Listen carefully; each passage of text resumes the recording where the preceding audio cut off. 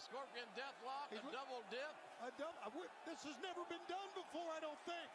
I've never seen it. I've never heard of it. Don't do it. Oh, my God. Icon Sting. Look at this. He's doing it on his own terms, Taz. It really is, and it's just so impressive. It's awe-inspiring. Stinger, baby, we gonna put some color on your face. We gonna put some color on your tights, color on your boots. I want you to glow in the dark, baby. We gonna get funky like a monkey, if you will. Oh, God, Sting. Be careful here, buddy. What the hell is happening? Be careful, Sting. Oh, my God. What is Sting thinking? Oh, my God.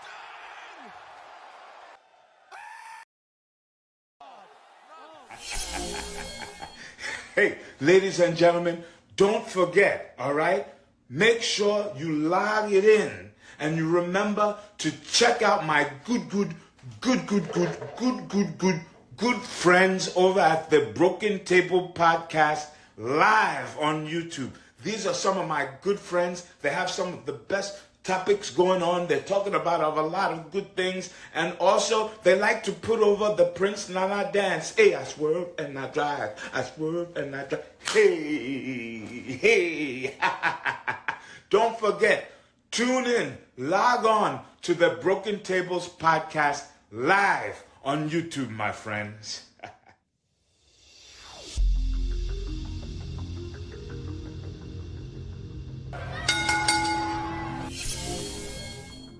What's going on, everybody? Welcome to the Broken Tables Podcast. I'm your host, El Aguila, here with our co-host, as always, Rome. How you doing tonight, sir? I'm doing pretty good. Your camera's a little off there. See if you could turn it to your right. There you go. There you go. Man, Sting's final Dynamite. What an excellent episode of Dynamite. Even the Jericho match didn't bother me at all, because I was actually really invested in that storyline with him and Atlantis Senior. The best crowds of the year. Yeah, it was a great crowd. It was a really, really good crowd. Yeah, absolutely. And Queen Nat, I agree with you. The last probably 30 seconds of it were just awkward for me.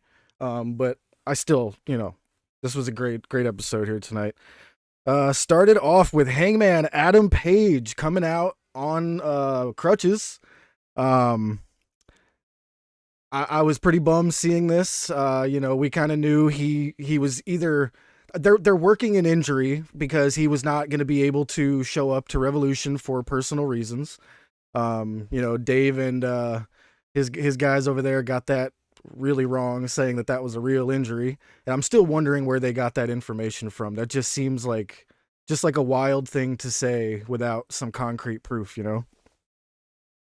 Yeah, I mean, well, Dave's sources have not been very good. I mean, so look, I'm just going to let everyone know. I said in the Discord, I've officially kind of unfollowed Dave and Alvarez and the Observer. They've kind of run dry. I think the last 3 or 4 times their credibility has kind of been put into question for me. And so, I was ready to call it. So I didn't really care about their reporting at that point. And then David said something that I thought was just absurd on Twitter, or I guess on his show. And I was like, you know what? It's time to peace out on the Observer. Nat says Dave is cooked, and I never thought I would say that. I thought I would just be like, listen, Dave's here to stay. But you know what? He might be, man. This last couple weeks have been pretty bad for Dave. Yeah, I mean, when Dave's going on the Observer saying that they're the quality of wrestling on both AEW and WWE there's parity there. No, I'm sorry. There's not. Well, I loved everything about this Hangman Page segment. So he comes to the ring on his crutch. He lets the crowd know, he was injured during the Samoa Joe match, during the Muscle Buster, and wasn't good. So he's not able to compete on Sunday. And Swerve shows up, cuts an excellent promo. And then Samoa Joe shows up and cuts an awesome promo on both of these guys, Hangman and Swerve. But then Swerve comes right back and puts down one of his best promos. But I'm wondering if Hangman had planned this the whole time, or did the part where Swerve said how he went into Hangman's house and threatened his child, did that piss him off? is that why all of a sudden Hangman just absolutely obliterates Swerve with his crutch? No injury. He was completely faking it the entire time. So that leads me to believe it wasn't, him just getting mad at Swerve, but, that was a great spot no matter what. I freaking loved every minute of this. Yeah, this was excellent. Obviously Hangman's not hurt. He orchestrated the attack all along on Swerve, which again, like, these guys hate each other. There's no love. There's no love there.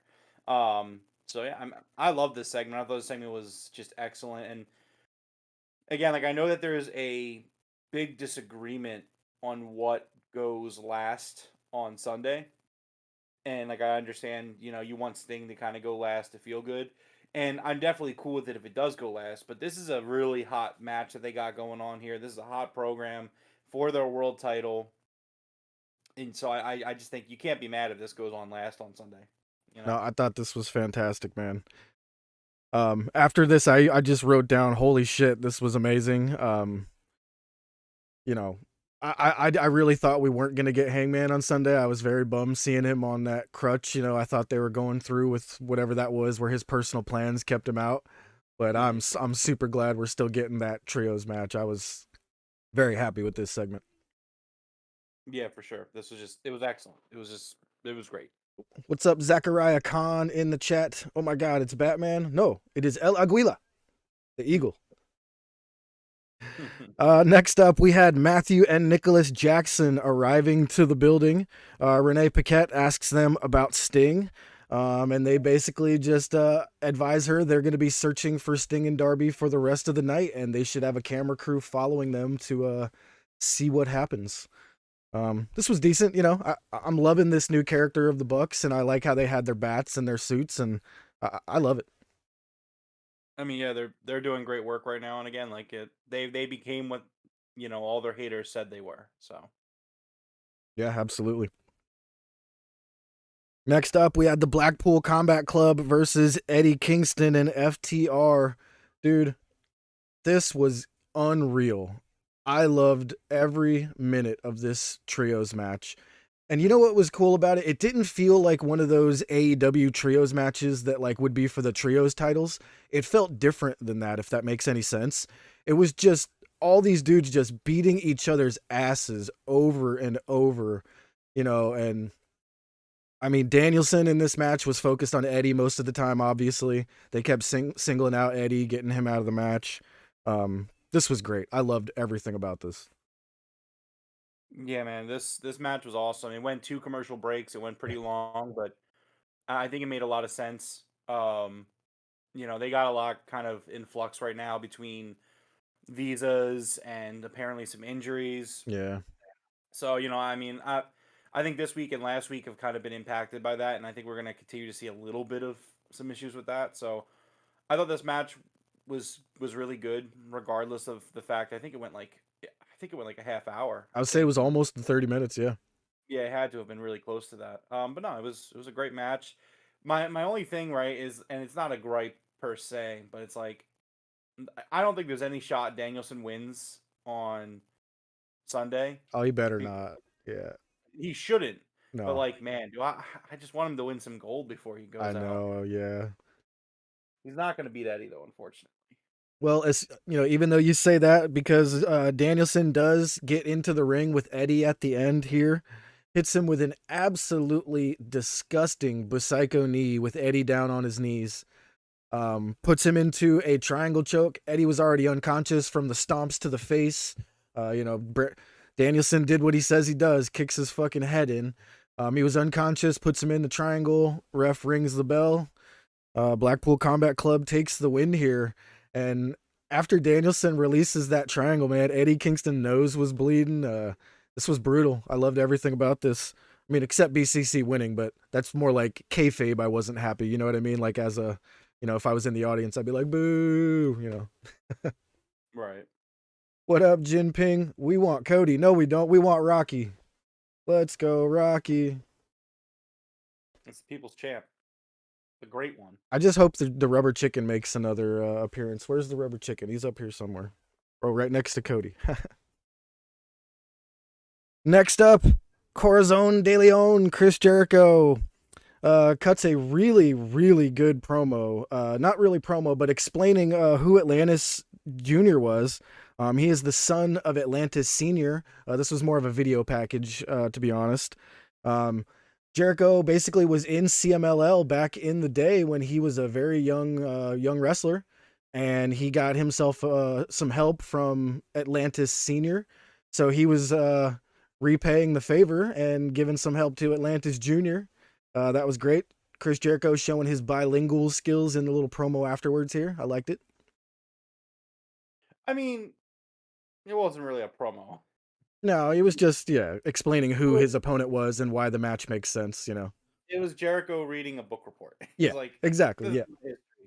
And like it was good, but So the Cougar Lucha historian here says that was a CMLL vintage history video package. So there we go.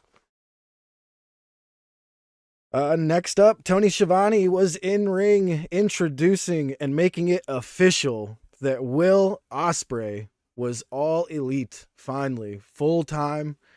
Ospreay gets on the mic and explains how Delta, never fly Delta, guys, lost both of his bags today. His first day on the job, loses both of his bags, so that's why he was in a green tracksuit. I thought it looked fabulous, by the way. Just saying. Fabulous. That was a tweet, by the way. He did lose his bags today. Yeah, that was absolutely true. He said it on Twitter. They even came back and he said they did find them, but it didn't look like he had his bags yet. They probably found them right before he came on. But this was fantastic, man. I'm a huge Will Ospreay fan. You know that. El Aguila is part of the United Empire. Absolutely. This was fantastic. Loved it. Yeah, it was a great segment, and there's some little things kind of peppered in I think you can kind of pick up on, and something about the segment in general. So obviously, Will's talking, and then the Don Callis family as a whole come out. Everyone's all really excited to see Will. Ospreay's here. The Don Callis family is just that much closer to being at full power. Kyle Fletcher's not back yet, but they're happy with this. And Don sees this as great, but Ospreay, if you got to look at the clues, Jeff, because Oh yeah, if you're listening to Don Callis, and I think the point is I think Will notices this towards the end of the promo or the segment, but like Don basically replaced Kenny with Will. yeah, And I don't think Will's going to like that in the long run because kayfabe, he's not going to like it in the long run. Where because he called him Will by God Ospreay, and he's doing all the things that he did with Kenny, he's doing with Will now. And so instead of it being like Will being his own guy, like, oh, you're just replacing me with Kenny, or I'm just replacing Kenny. yeah. Kenny could even use that if he comes back. He's like, you're just my replacement in the Callis family. Well, so here's the thing, and here's where I think they're going with this, right? I have a feeling, and I don't know how far along Kenny is, so this is like, don't know. But I bet you whenever Will Ospreay gets kicked out of the Don Callis family, Kenny Omega will save him. Ooh, that'd be good. I'd like that. I think that's what they're going to do. I think that Kenny and Will put their differences aside and, begin this, feud. Because again, like, let's be honest, like, I could definitely continue to watch Kenny and Don feud. I'm just tired of Chris Jericho. Get Jericho out of here. I don't want to see him anymore. His match tonight was fine, but keep him away. Yeah. Like that's what happened tonight. Jericho wasn't a part of this Don Callis storyline at all, and this was definitely like the best thing the Don Callis family's done in months. And don't want to spoil later, but that was the best thing Jericho's done in a while later too. You know what I mean? Just but I thought this was fantastic. Oh, excuse me.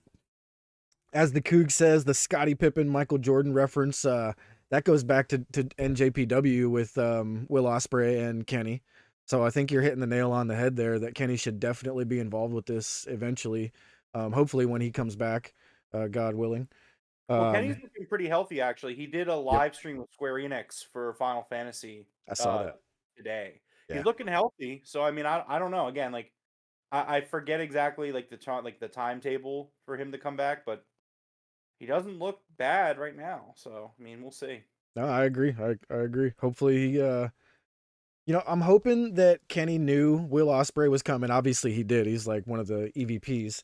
I'm hoping Kenny was like, listen, I'm gonna have a couple more bangers with this dude. I'm just gonna rest up for like a year and then we're gonna do this thing. You know what I mean? Like that would be a good idea, especially if he was still banged up. Because Kenny was banged up for a long time. He took a bunch of time off, but I think he was still recovering from the surgeries and stuff like that too. So but we shall see. Hopefully that's where it goes. Kenny, wish him the best. Hopefully he's back soon.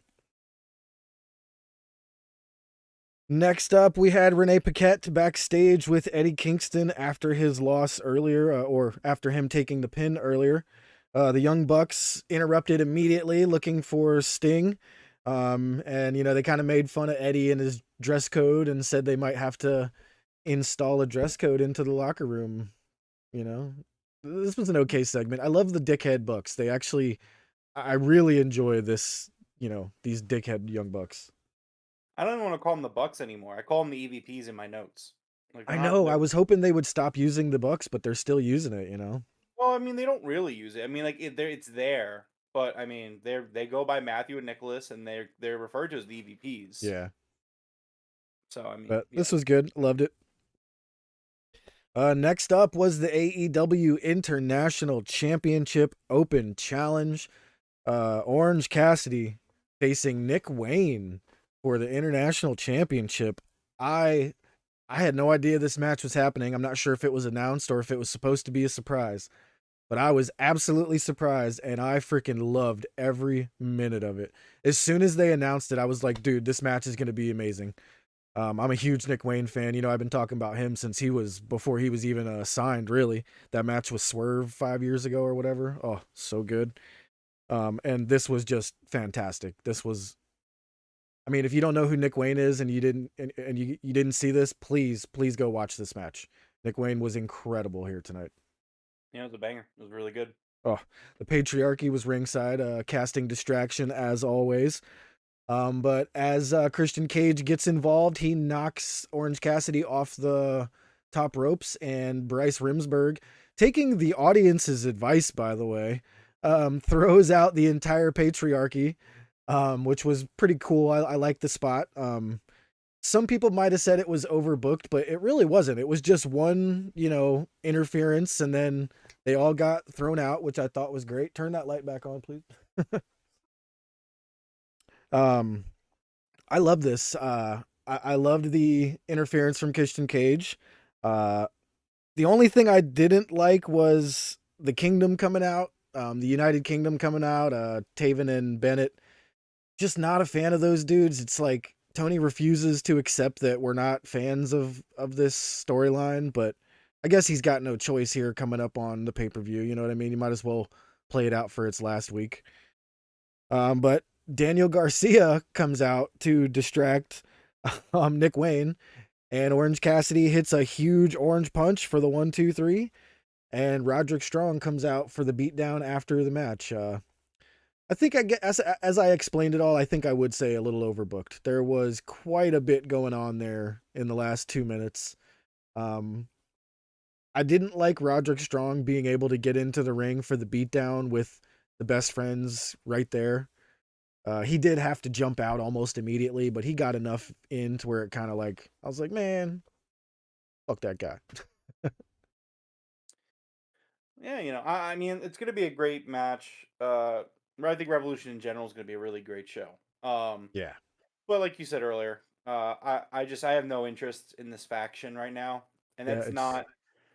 I don't even dislike any of the guys in the faction itself. It's just the faction itself hasn't clicked yet, and this also doesn't click. So I mean, I could see them because I'm really interesting. It's going to be interesting to see what Tony Khan does with this match on Sunday, and I think it'll be really telling about where this faction's going to go. I think that if Roddy, if Tony's going to double down on this faction, I think Roddy is going to beat Orange Cassidy. Unfortunately, maybe not a clean match, but that's what I see happening. You just can't make that dude the champ, though. There's just no explanation for it. Roderick Strong's a really great wrestler and he's really talented.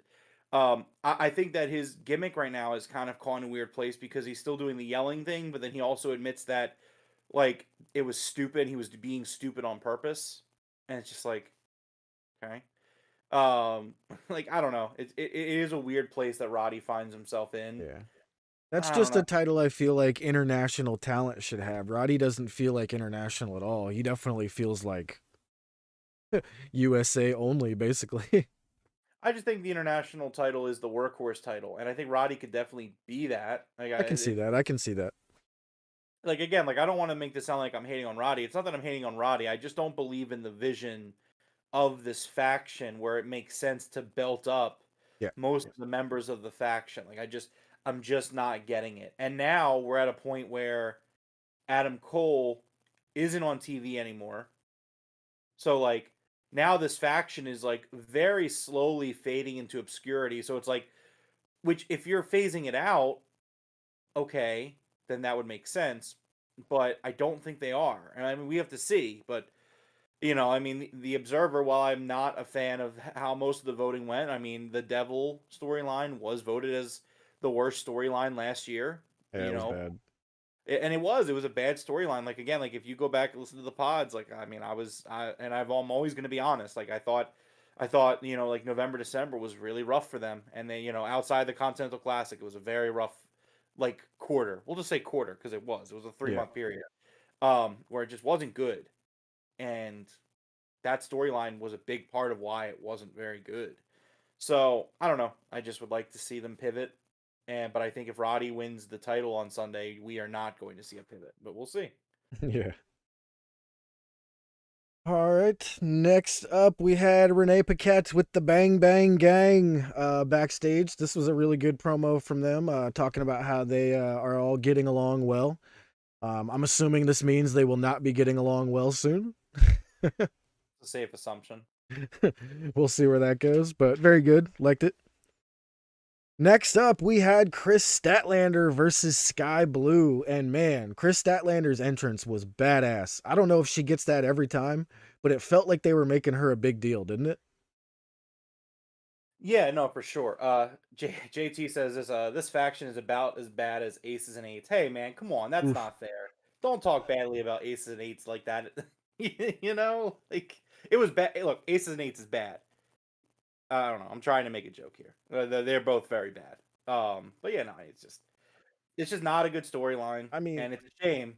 It's a shame, especially right now, because the rest of AEW's television is really picking up right now, where they're doing really great television week in and week out, like night in and night out. But like this just continues to be a black spot on the very good record that they have right now. I mean, it's a shame. It really sucks. yeah. And I thought Aces and Eights was good, man. When Chris Sabin hit Bully Ray with that hammer to win that TNA World Championship, I fucking lost my mind. I mean, That it shit. had moments, I guess. Yeah, I guess they you had could say moments, you know. Ace had its moments. It was overall, it was dumb, and I guess that's the difference then, right? Because like, can you name? So I'll put it this way: outside of that very first appearance by the Devil, can you really name one point of this storyline that's been good? Because I can't. Like, outside of the initial appearance of the Devil character and the speculation we had that week, like that was it for this storyline. Like that was So the only thing. the lead up where people were getting beat up was good, but everything after the reveal was terrible. Is that what you're getting at? Mostly, but I'm also saying that I think that the part of like the build up along the way of the build up, it got to a point where it was just beating around the bush too much. And I think that it just kind of fizzled out. And like granted, CM Punk signing with WWE and kind of finalizing like, hey, no, he's not the Devil. This wasn't some sort of thing to get him heat. That admittedly does kill it. I mean, I know a lot of people are happy he's gone. It is what it is.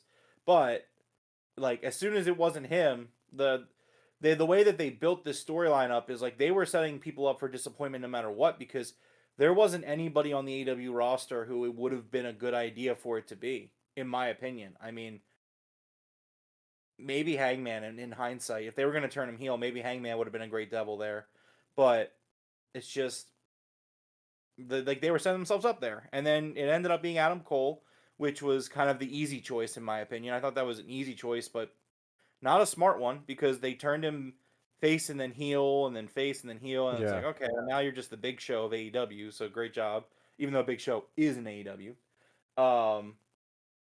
Yeah, Nat's right. Britt Baker would have been a better choice.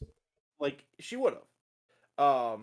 JC says, so Joe made a deal with the devil and they never mentioned each other. Yeah, I mean, again, that's true. And yeah. I was just going to say what Nat said. I was like kind of waiting there. Britt Baker would have been awesome. Like if it would have been Britt, and even if Adam had been like, oh my God, how the hell is it Britt? And she's like, I did this for you to make you champion or something. You know what I mean? Like that would have been awesome. But, here we are. It is what it is. But, let's get back to Statlander and Sky Blue because this match was awesome. I freaking loved this. I'm a massive fan of Sky Blue. I'm sure you know. Me and Coog were.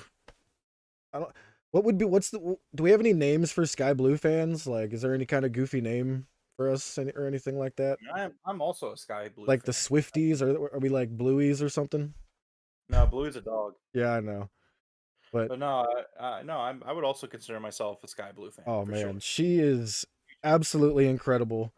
I can't wait to see her with the championship one day. It's gonna be fantastic. And this match was awesome.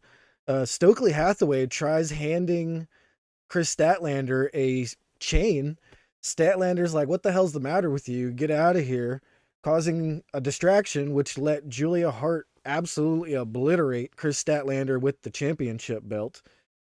Sky Blue hits an awesome code blue for the finish, picks up the victory. Loved it. Absolutely loved how Stokely, it looked like he was trying to help Statlander. And, they've been dressing in black, kind of almost looking like heels. So I was kind of like, hell yeah, take that shit, Stat.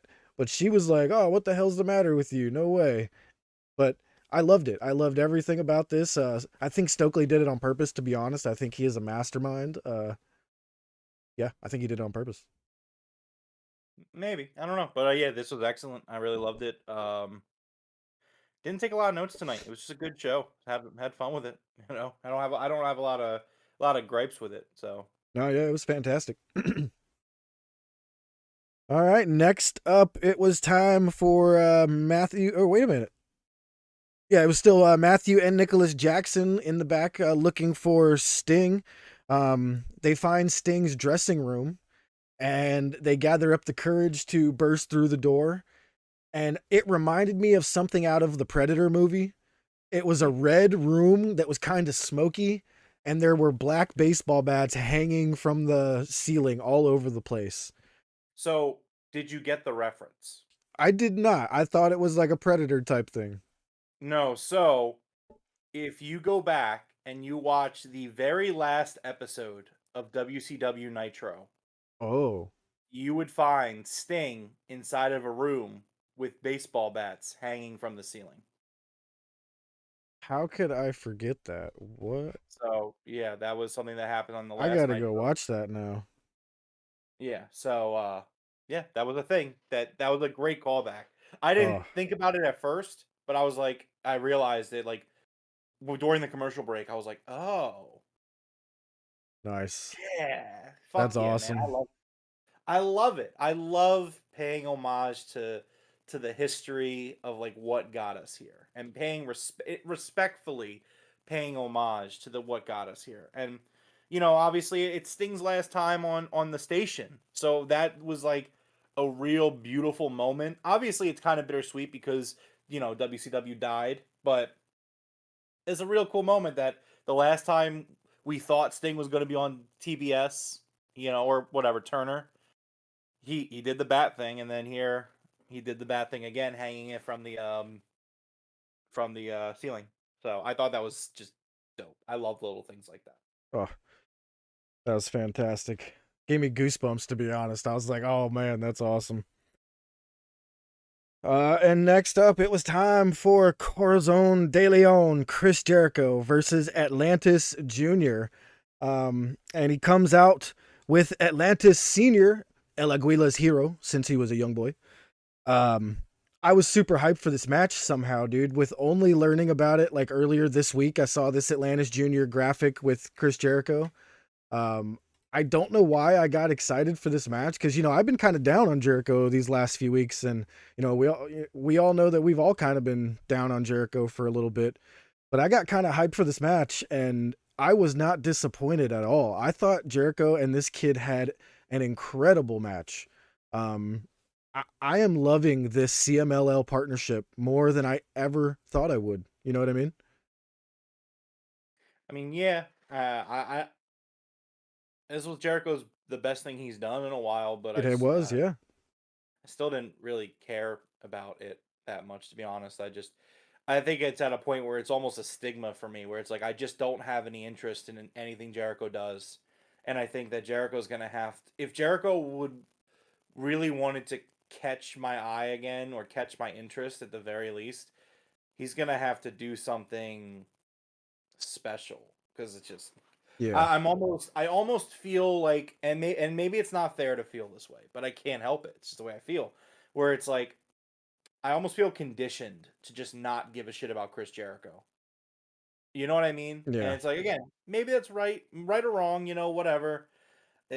It's how I feel. The dude hasn't done anything of significance. And then, you know, they kind of booked him off TV because I think he was in Europe with Fozzy or something like that. And then he gets kind of like cold turkey, cold blue out of nowhere, comes back and does this match. And I totally understand and respect the significance of why you're doing the match because of how you started your career there, or you were there early years of your career and you wrestled his dad and now his son's wrestling. And as someone who loves the history of it, I love it. It's great. It's special, but like I just didn't care, and I don't know how to care about it. So I was like, okay, you know, I ended up kind of cleaning up the room a little bit during this match, because getting ready for the pod, so the place didn't look like a fucking mess. I was just like, all Yeah. right, I got to clean up a little bit first. That's what Well, I did during this match. I kept it on. It was right here on my TV. I just didn't care. well, since Atlantis Senior is El Aguila's hero, definitely watched this match, studied, wrote down notes. But this was great. Chris Jericho, like you said, was probably the best thing he's done in a while. And he was an absolute asshole from the beginning of the match to the end. He definitely played the heel. Atlantis Jr. reached out to shake hands. Jericho slapped him away. Jericho tried ripping his mask off at one point. Basically the ultimate sin in lucha, you know. And yeah, just Tony Schiavone, right? And Tony Schiavone had two moments tonight. Remember how like when JR was on TV all the time and I'd be like, thanks, JR. Yeah. You know, I had two times tonight where I was like, thanks, Tony. And the first time, and I didn't mention it during the trios match earlier, but it was during the trios match when Dax was like Dax like was doing some moves on, I think, Mox. And Shivani's like, you know what's really great about Dax right now is like he's really trying to win the match. And I'm like, huh? Thanks, Tony. Thanks, Tony. And then again during this match, so like Jericho goes for the mask, and Shivani's like, I can't believe Jericho would go for the mask. Acted like Jericho back in 98, 99, whatever Yeah. it was, wasn't trying to rip Rey Mysterio's mask off or Hoovie's mask off. Like, come on, man. Come on, Shivani. What are you doing tonight? This is a weird night for Tony Schiavone. Like you would think this guy wasn't, you would think it's his first night in the business. It's Yeah. just like, what's going on with you tonight? But Well, I mean, no, it's like it was what it was. I mean, it was a match. It was fine. there were two really good spots towards the end of the match here. So Atlantis Jr. hits Jericho with an arm drag off the top rope. I thought Jericho was dead. He looked like he landed on his head, but he was fine. Only got a 2 count off of that one. And then Jericho, he hits this absolutely disgusting bulldog off the top rope to Atlantis Jr. And in midair, when they were going down to the ground, Atlantis Jr.'s face was pointed straight down at the mat like a missile. And I don't know how he didn't land on his face and kill himself, but he did it absolutely perfectly. Landed face first in a bulldog, basically belly flopped onto the ring. This spot was insane looking. Jericho locks in the Lion Tamer. And this is where I agree with Nat. Didn't like the ending here. It didn't feel like he had the Lion Tamer locked in for long enough. And Atlantis Sr. throws in the towel. So Chris Jericho wins via, I guess, referee stoppage. You know, the towel was thrown in by Atlantis Sr. And then everybody in the ring kind of shakes hands and hugs a little bit. And there's like a little bit of animosity, but then there isn't. It was just a little bit of an awkward finish. So it was fine. That's where I'll put it. It was fine. Yeah, JT, I think Tony thought he was in WCW tonight. Yeah. Yeah, it was something else. All right. And next up, I guess you could call that match the main event, but to me, this was the main event. Nicholas and Matthew Jackson, the Young Bucks, making their way down to the ring. Now, Rome, I'm going to ask it again because I feel like I ask this all the time now. Is this the first time we've heard the new music for the Bucks, or have you heard it before? We've heard it before, Jeff. Okay. Have I, my old man brain kicking in, I must not have remembered it, but They've literally come out to it since they re-debuted like a month and a half, 2 months ago. Okay. Yeah.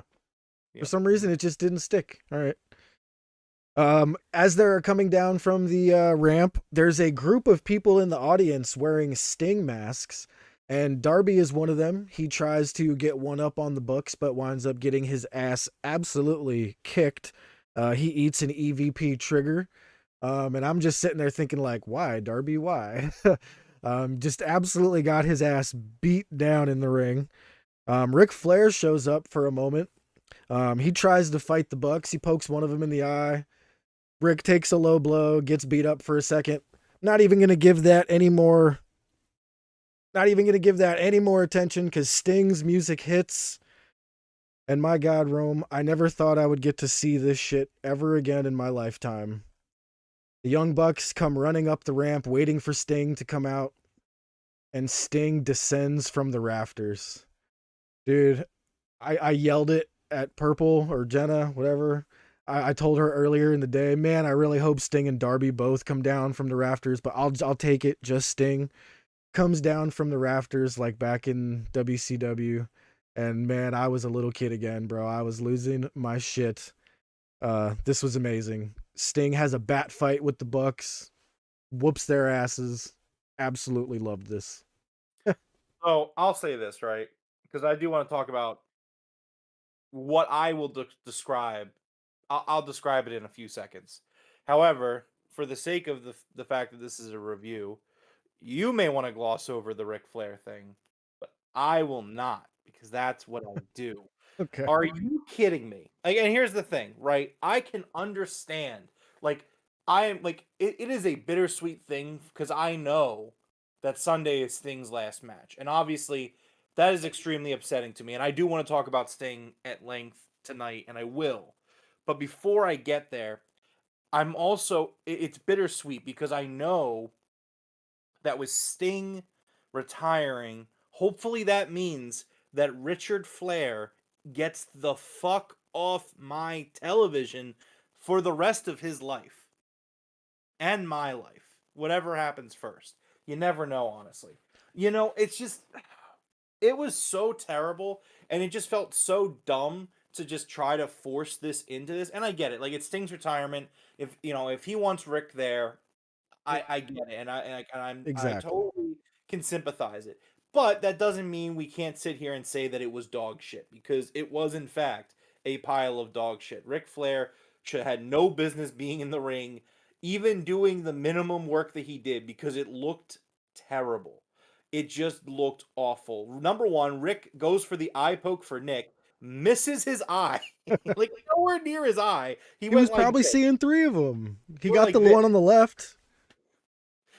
He went like this and like basically missed Nick's head. Nick was like, "Oh," and then he goes to punch Matt, and the punches looked like They looked like 80-year-old man punches, Yeah, which means it's terrible that Matt is selling it the way he is, because it just looks terrible. Like, it reminds me of like year one AEW when they had those Dark Order goons who were just like the massless dudes running around like Power Ranger minions, like and like they were like just punching, and they were just like missing. The putty monsters, dude. Oh, dude. Yeah, right. But so Uh, like it was terrible. It was so awful. And like even Nick, he goes to low blow Rick and he does like the weakest, softest. He doesn't even low blow him. He more like fondles him. And I'm like, yeah.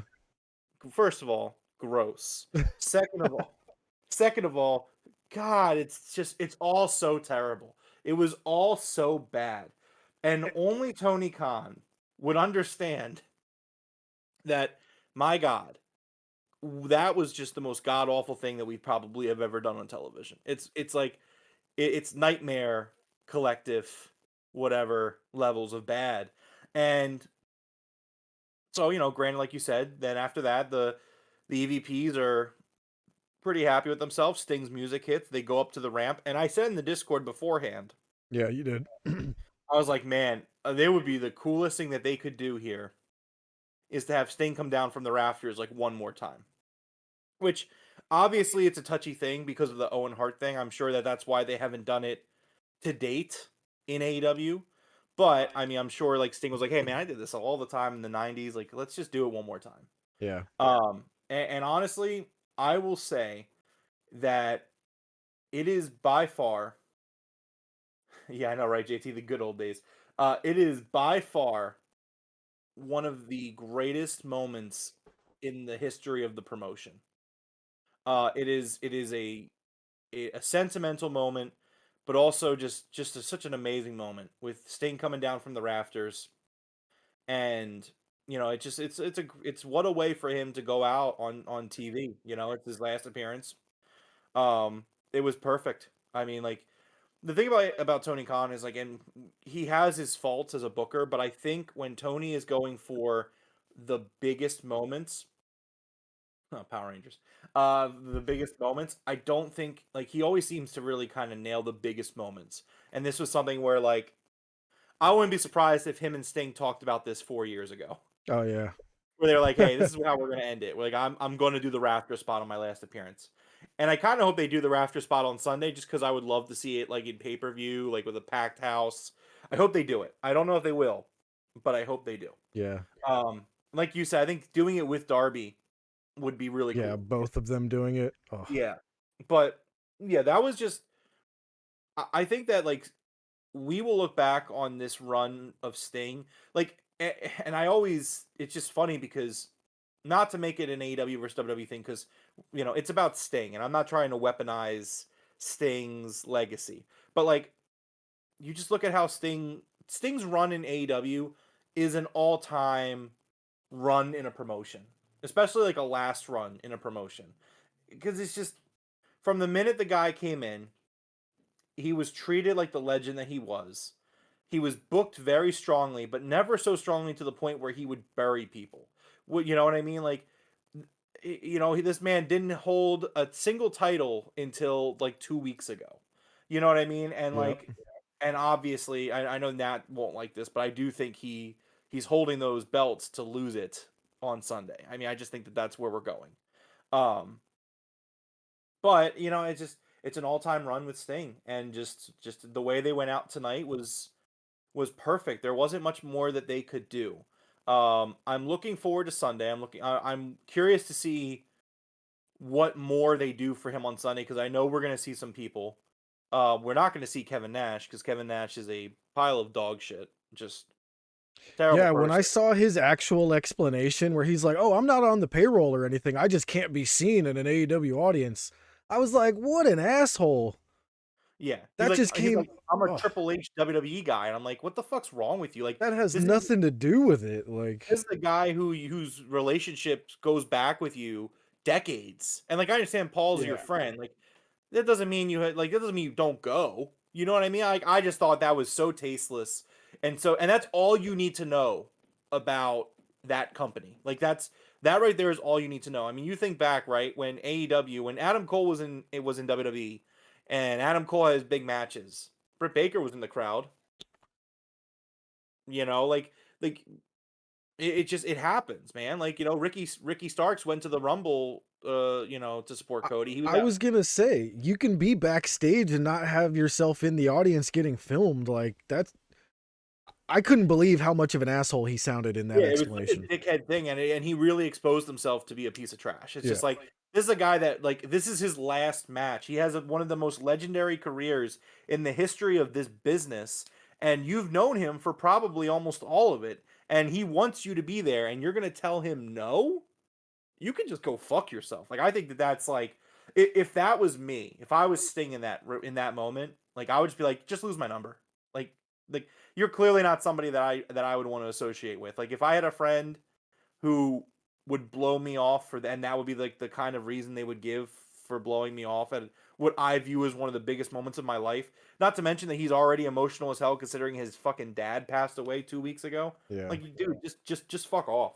Just, you know what? Stay over there. And I think I said that on Twitter. I was like, just stay over there. Like, thank you for making it clear how you are and who you are, and just stay over there, because I don't need that energy where I consume my professional wrestling. So JT, no, what he said, what happened is everybody assumed that Nash was on one of those legend contracts, but he actually came out and said, no, I'm not under contract with WWE at all. He's like, I'm just best friends with Triple H and I can't be seen in an AEW audience. And it's just like, that just came across as such a dickhead explanation. It's like, you don't need to be sitting in the audience with a paid ticket. You can be up in one of the, one of the private booths. You can be backstage. Like, I was just very surprised at how, like, when I saw him say it, I was just like, wow, what an asshole. You know what I mean? And I've never thought that about him. I like Kevin Nash. I would still argue that, like, who cares if you're out in the crowd? You know what I mean? Yeah, like, yeah. Yeah, and that's what I'm talking about, where it's like realistically, it's downright silly for WWE to feel as threatened as they do about AEW. Like, it's just factual. Like, again, let's call a spade a spade. Like, AEW is decades behind WWE. Just factual. Like, I'm not even sure Triple H asked him to. He just took it upon himself to be like, nah, I'm best friends with Triple H. Fuck that. You know? Yeah, no, but what I'm saying is that the mentality of, like, we can't be seen at that event for that reason. It's just like, yeah, that's stupid. It's really scummy. That's very really tribalistic. Okay, yeah, like he definitely revealed himself as definitely part of the tribalism thing. Yeah, for sure. And so it's embarrassing, and he should be embarrassed. He should absolutely be embarrassed for the way he handled himself. Yeah, that's a great. I just thought about that, man. Now anything he says about AEW in the future just feels biased now. So yeah, it's null and void. You've made your opinion null and void. So thank you for making it very clear. But this was fantastic, man. He descends from the rafters perfectly right behind the Bucks. They get into a bat fight, which actually looked awesome. It looked like a movie scene with a sword fight. I thought it looked freaking really, really good. Sting comes out on top, kicks the shit out of the Bucks, hits a scorpion death drop onto Nick for the to go off the air. I loved it, man. You know, I loved this whole thing, except for the 10-15 seconds with Ric Flair, which, like I said, I glossed over it just because I know this is what Sting wanted. He just wanted Rick involved, so I'm willing to be like, fine, 15 seconds was fine, but whatever. But I loved it, man. This was awesome. I can't wait for Sunday. Yeah, and Macho, I agree with you. Don't worry, man. It's coming. I can't wait, dude. I can't wait for it all to go down. Like, it's coming. It's trickling right now. If there's a trial room, all these channels that do like the Law and Order, like watch along stuff. I'm doing a watch along for the trial. I don't care if it's an 8-hour fucking trial. I'm with you, man. Like, we got to do it. Like, we got to I will wear a suit. I will treat this as the most those in the courtroom, like, for the bit. I will commit to this bit. The thing is, if this shit goes to Discovery, man, which I think it will. Oh yeah. Oh my god. Oh man. Oh Jesus, it's gonna be insane. El Aguila de la Mesas Rotas will be here for the prosecution of Vince McMahon. Who was like, trial watch along? Absolutely. Oh my god. Yes. 100%. If there is a trial for Vince and if it is broadcast, we will be watching along with it, just like those lawyer channels. 100%. Yeah, man. I can't wait. The Curly's order will be played. That shit's gonna be fucking ruthless, though, dude. They're gonna talk about everything, man. We're gonna be sitting here like, oh my Everything. god. Bro, it's gonna be fucking wild.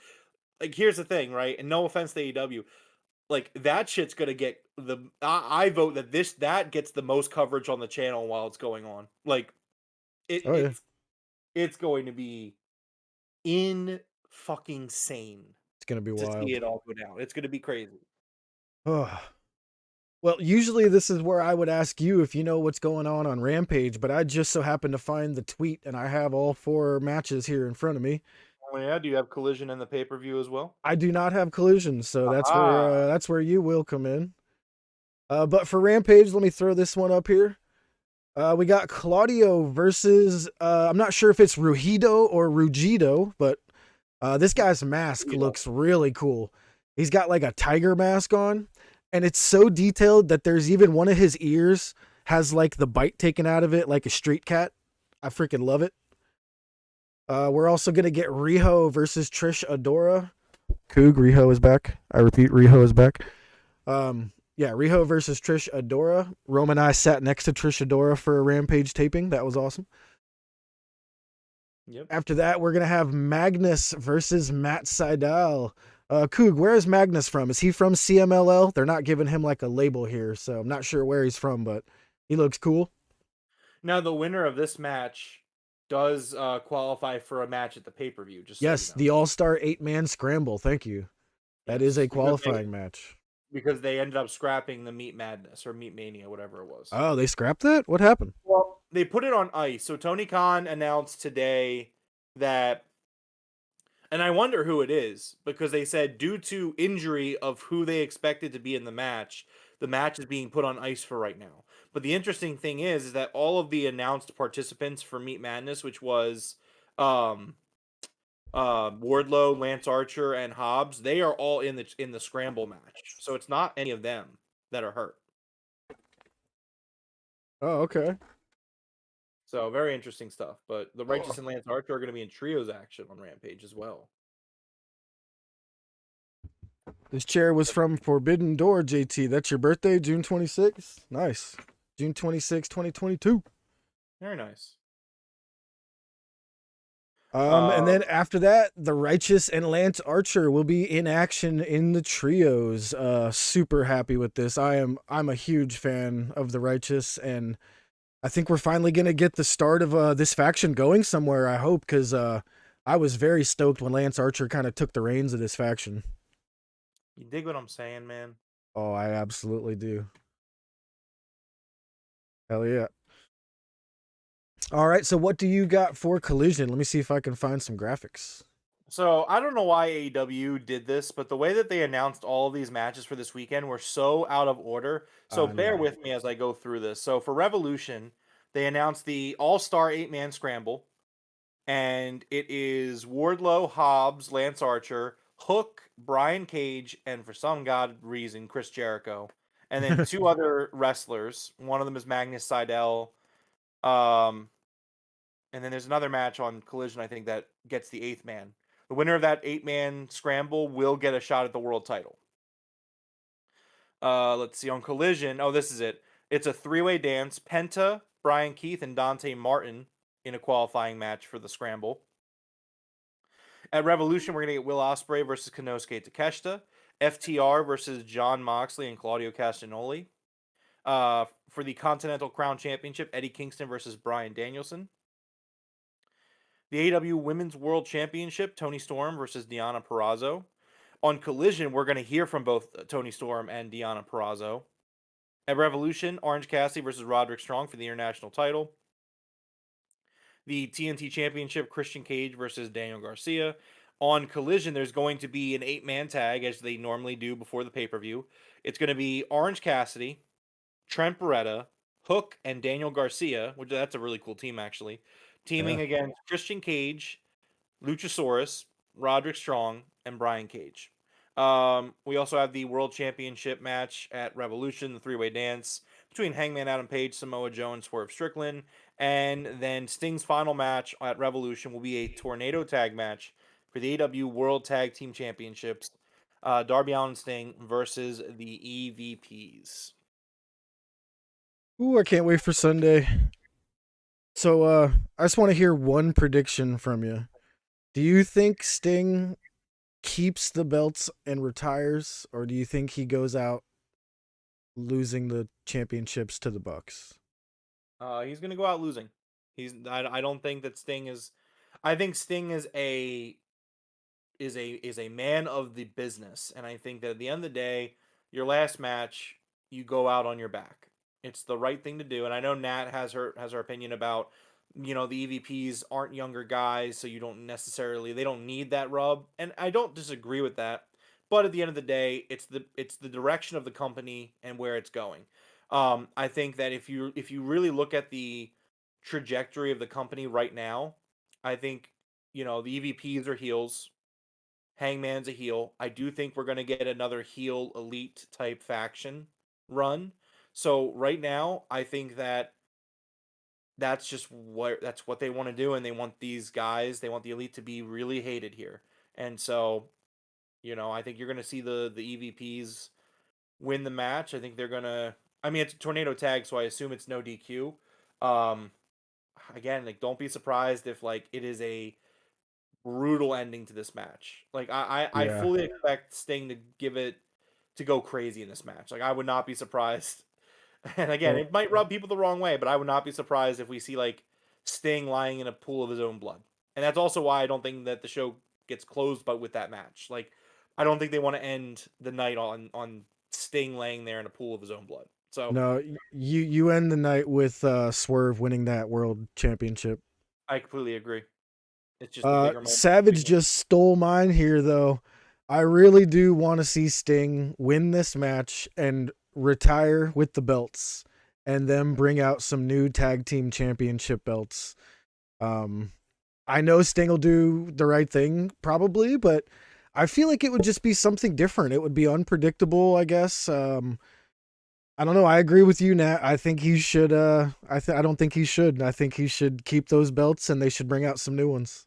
Hey, listen, man. Like, I get it. Like, I get the emotion there. And again, that's why we do it. Like, but at the end of the day, like, he's going to take the loss. Like, it's just going to happen. Like, it's what it is. Like, this match, they are going to protect Sting, or no, I'm sorry, they're going to protect Darby. Probably Darby's not going to take the pin. It's going to be Sting. Sting's going to take the pin.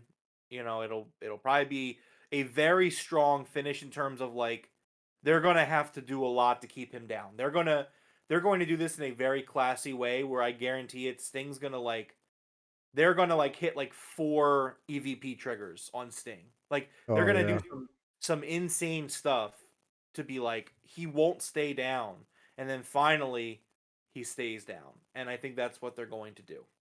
And again, that's why I don't think it goes on last, because I think what they're going to want to give Sting a few minutes after the match to, like, soak in the moment. Yeah. And that's another reason why you don't want it to go on last, because obviously they can run as late as they want, but when it's the main event and the bell rings, people do start to kind of wrap up mentally. So, like, it makes sense to, like, have Sting go on somewhere else. So that way you could take your time. If Sting needs 10 minutes after the match, you give him 10 minutes, Yeah, It's I agree. It's what you do. JT says, don't think Swerve's getting the title just yet. Oh, man, I think this is the perfect time. He is absolutely as hot as can be right now. If you're going to pull the trigger and put the title on him, right now is the perfect time. Especially, it's Black History Month. Technically, it won't be on Revolution Night, but still, I hear you. I think that it is Swerve's time. Yeah, I do think he's due for absolutely. the belt. But I think that bigger picture, and I don't want to look forward to the next champion before he even wins it. But I mean, I think the way to do this is you have Swerve hold the belt, and then when it's time, you kind of Hangman come back in and take the belt from him. Yeah, and you have Swerve beat Joe. Swerve pins Joe. And that way Hangman can still say, you never beat me. You know what I mean? Like, he's still on that you didn't beat me thing. Right. Works perfect. All right. right, this was a great episode. Absolutely loved the go home for Revolution here. Can't wait for Rampage and Collision. So we'll see you guys on Saturday for the Collision review. You gonna be here for that one, Rome? Yeah, I will be there. Awesome. Cool. Quick question. Do you happen to have anything about the lawsuit that the WWE settled with MLW by any chance? No, I don't have it on me. I was looking at it, but I didn't get to really read it. I had a pretty stacked day at work, so. All right, let's do it for Collision. So I know the Coog really wanted to hear our opinion on that. Coog, we'll study it a little bit, and then on Saturday for our Collision, we'll do that before our review. We'll talk about the settlement between WWE and MLW for, I believe, $20+ million. Mm-hmm. Yep. All right, $20 million. But anything else you wanted to go over tonight? No, I think it pretty much covers it. Yeah, I agree. Cody solved racism. Yes, sir, Savage. All right, man. Well, go ahead and close us out, please. All right. Well, this has been episode 203 of the Broken Tables podcast. Thank you to everyone hanging out with us here tonight. Thank you to JT, the Coog, Nat, Young Macho, and everyone else that was here with us as well. Please hit the like button on your way out. Subscribe. Become a member of the channel. That helps us as well. Big weekend of AEW action coming up. We got our Collision review on Saturday, where I'm sure, no doubt, we'll talk about Rampage as well. Just not related to the podcast thing, but just something to note. The countdown to Revolution that they're going to play following probably Rampage or Collision, they're saying that there will be unreleased footage, or never before seen footage of Sting in New Japan Pro Wrestling. So, something to keep an eye out. Yep, that is something that they announced tonight. So make sure you watch that. But we will do the Collision review. We will be back on Sunday for the watch along for Revolution. It's a great time to be on the channel. It's a great week of content. Make sure you subscribe, join our Discord, follow us on Twitter. You can find all that in the description below. If you like video games, we have the Game Room podcast over on our other channel, where we talk about video games weekly, and just the industry is just burning down. EA just laid off 700 people today and canceled the Mandalorian Star Wars game, so that sucks. But, we'll be over there. Nat was there yesterday, actually. That reminds me, Jeff. Right next to the share button. Yeah, I'm going to do something crazy with my camera right when we end, because I told Nat, you know what, I'll just do it in the Discord, because I forgot. I was going to show Nat something, but don't worry about it. Anyways, we'll be back later on Saturday. So see you guys then. Yo, JT might be onto something there. I wonder if it's that last match with Muda. Or there you go. Right? Huh. There you go. We shall see. But thank you guys very much for hanging out with us here tonight. As Rome said, thank you everybody in chat for hanging out with us. Join the Discord if you have not already. But until next time, top guys. Out.